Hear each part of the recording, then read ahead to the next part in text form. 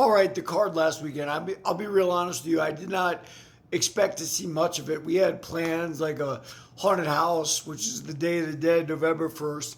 But I actually stayed home because we were exhausted, and I watched most of it, not all of it by any means. So let's cover the co-main and the main because I thought they were very interesting fights for very different reasons. Waldo Cortez, what is his name? Acosta. I thought that's what it was. It's a fighter from the Dominican Republic. Now, something interesting about fighters from the Dominican Republic.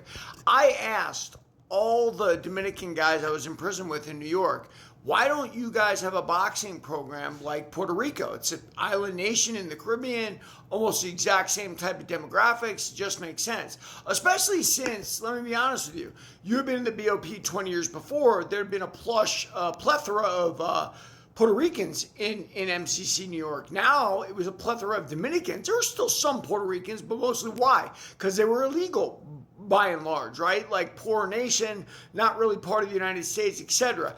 But all of that is a cauldron for what? For creating fighters, people with disadvantaged backgrounds, trying to make a name for themselves. And of course, it's crossed over into MMA with Waldo Cortez Acosta. And he is very much of the street, if you saw his interview after. Now, on the other side of that, the Croatian fighter, Ante, I'm not even going to try to pronounce his last name. I'll try to make it Latino, and that's not it.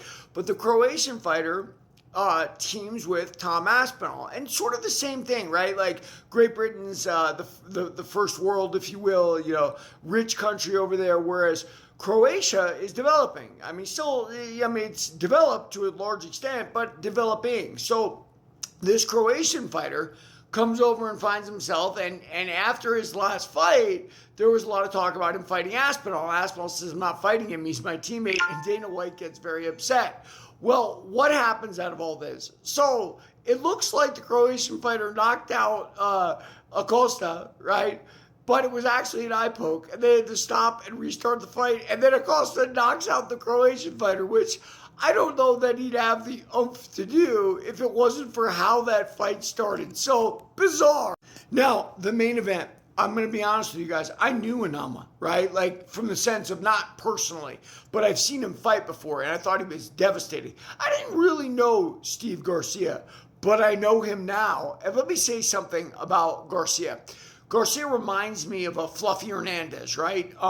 Anthony Hernandez at middleweight. But there is a difference, and that difference is weight, right? Like Anthony Hernandez at middleweight is devastating, but it has to do with the fact that he's got a lot of ass behind what he's doing, right? He's 185 pounds for the weigh-in, probably 200 plus pounds on fight night, and it makes things more devastating. Steve Garcia is in the lightweight, is it lightweight or featherweight? Featherweight division, right? When you have less body mass behind your punches and whatnot, it takes a little off them. So Garcia is absolutely devastating for a featherweight, but is he as devastating as Fluffy Hernandez? I think he is in his own personal division. And it was really cool to see him do what he did. If I remember correctly, was he a fighter from oh God, I thought he was from like El Paso, Texas. Whatever he is, he's a Chicano fighter.